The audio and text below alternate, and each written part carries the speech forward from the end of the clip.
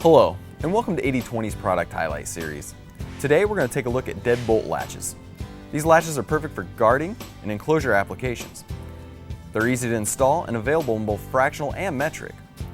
Now, one great thing about this latch is that it requires no machining and it comes with all recommended mounting hardware. Now, to get started, we're going to finish preloading our bolt side with one last bolt and one last T-nut. Now, it's important to note when you're putting on the T-nut to have the pilot projection facing away from the bolt.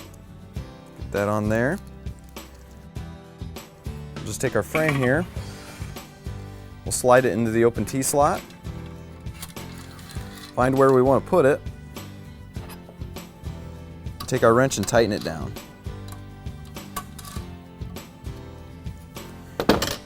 Now we'll just take the latch side and slide it into the other open T-slot. We'll line it up with our bolt and we'll latch it together.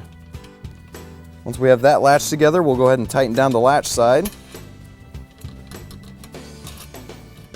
Now once you have that tightened down, you have a strong, secure connection. Now it's worth noting that this latch also comes in a 90-degree style, which is going to prevent any snagging on your lever when it's engaged.